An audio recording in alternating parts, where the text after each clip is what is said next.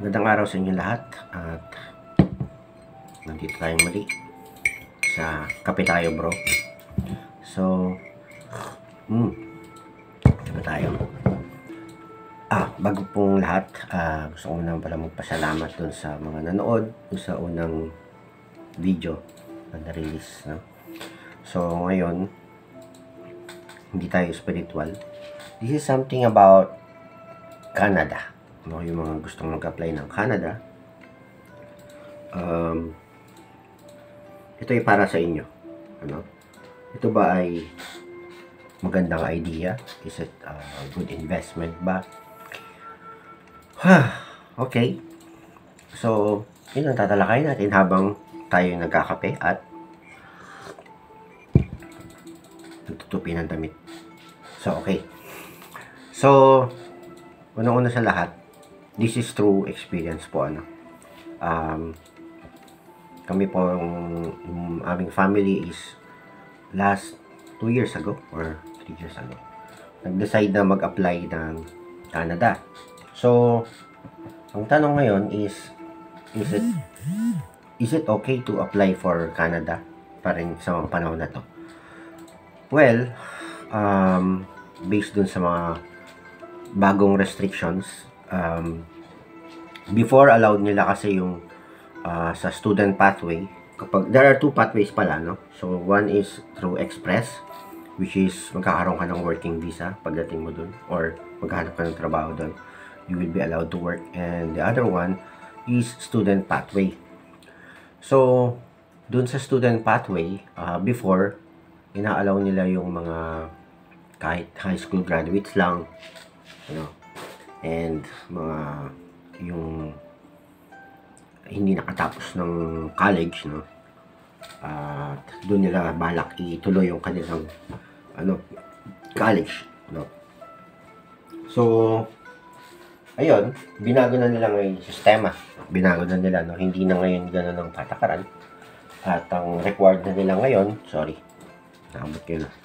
So, ngayon, kailangan is ang kinukuha na lang nila, tinatanggap na lang nila sa Makatwid is mga masteral na lang, no? So, that means dapat nakatapos ka ng college, no? So, if you finished college, then i-allow ka nila na mag-aaral doon sa bansa ng Canada. First of all, ang dapat nyong isipin din is yung capital. Yes. Capital, parang negosyo kasi, no? Kasi sa totoo lang, ang Canada, ginawa din nila tong negosyo, no? Kaya nga, isa sa mga pinagkakakitaan ng Canada is yung education sector, no? So, yung sa mga nag-a-apply, ayan, ang daming, they built a lot of business around application ng Canada. Mula dun sa pa-picture mo pa lang, no? Hanggang sa pag-apply mo ng medical, no? Ang mahal ng medical. If ever ni-require ka ng agency or ng agency na pa-medical ka, hindi po mura ang medical, kahit pareho ng pareho ng yung regular na ginagawang exam sa iyo, usually hindi po siya hindi ganun ang price niya. Pang Canada talaga, ano?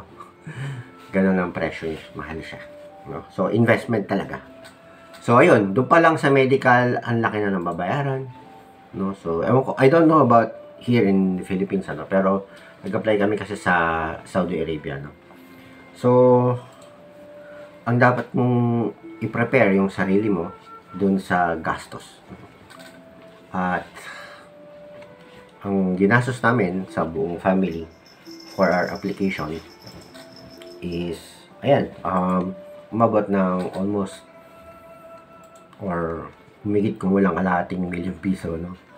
So, talagang kailangan mong pag-anuan. And, yun pa, no? Ganong kalaking amount, tapos only to be refused, ng ilang beses. And, yeah, to make it short, hindi kami nakapunta ng Canada. So, yung kalahating milyon, wala lahat yun. No? So, you have to think talaga if it's the right na puntahan or lahat. Is it okay for me to apply in Canada? I'm not discouraging you naman na mag-apply doon. Kape ulit. I'm just saying, kailangan maging prepared ka. Not just emotionally, kasi magiging emotionally ano ka rin dyan, dahil ang dami mong iisipin.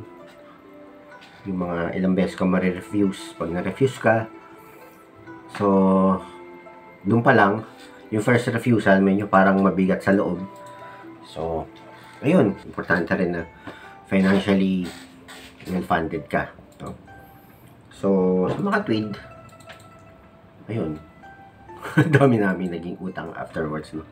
So, talagang kailangan talaga pag mag-prepare ka ng gusto. And you are, prepare mo rin sarili mo na for failure. Kung talagang ano. Kumbaga, you have to prepare yourself na if ever you fail, kaya mong mag-survive. Yun yung dapat mong isipin. Ngayon, kapag doon pa lang, nakikita mo pa lang na you won't survive na dahil sa dami na ng magiging utang, huwag mo lang ano, suggestion ko lang, no? So, is it para sa lahat ba, no? Yung pag-apply ng Canada? So, siya, medyo ngongo kasi ano pa ako, medyo sinisipon, no? So, para sa'yo ba yun? Siyempre, hindi natin alam kung para sa'yo ba talaga yung pagka-Canada. Unless we try talaga. Pwede rin kayong gumamit ng pwede kayong gumamit ng mga agencies to help you. Kasi minsan talaga, kami talaga nung una, nakailang refuse kami before we realize na I think we need help from agencies. Kasi talagang, hindi namin alam yung, yung kung ano nangyayari, kumbaga, kung tama ba yung ginagawa namin. And, apparently, mali nga yung may ginawa kami mali, no? So, kinorek sa amin yun. Pero kahit nung nakorek na, wala na talaga siya. So, yeah. If you can, yun, isa rin sa gagastusin mo yun, no? Paggawa pa lang ng letter is how much na. Pagpapagawa ka lang ng letter, yung SOP, mga ganun. Kailangan mo paggawa. May price yun, no? Kada paggawa mo. Iba pa yung mismong pagpaprocess ng ng agency, no? May mga agency na hindi naman sila totally agency, tao lang, no? So minsan mas mura yung ganun. Pero nakakatakot din kasi mas personal yung pwedeng ma-scam ka ng taong yun. Unlike pag agency talaga, kilala na, di ba? Pero siguro kung kilala mo talaga yung tao or may mga nag-recommend na dun sa isang tao yun, pwede. Well, yeah, talagang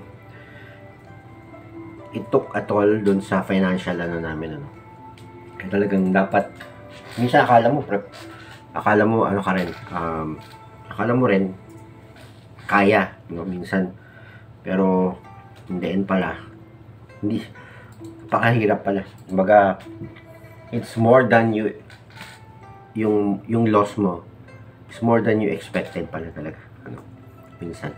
Kaya talagang, yeah, like I said, you have to be prepared financially and emotionally. Yung dalawa lang na yun ang main, no? So, financially, kasi talagang mabigat at mahal talaga ang application ng Canada. And emotionally, kapag na-refuse ka. Ngayon, kung na-approve ka, di maganda, diba? Pero, yeah, like I said, check yung maigi kung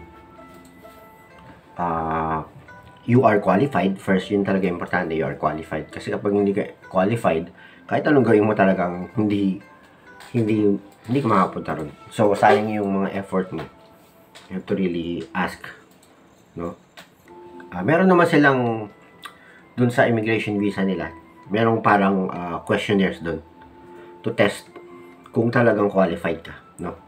And afterwards, sila rin mag-ano sa'yo kung ano yung visa or kung ano yung pupwede sa'yo, no?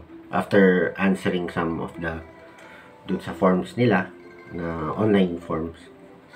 So, pag nasagot mo yun, sasabihin na kung, you did not pass. You're not qualified. Sabihin sa'yo.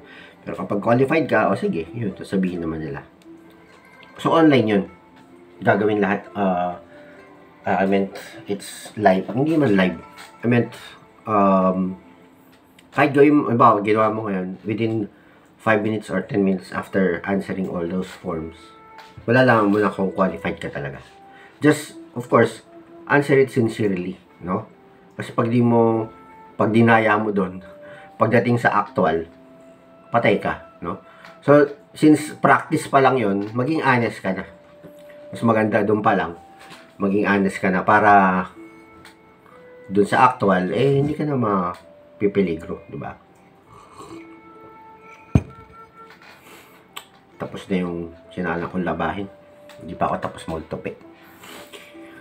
Okay.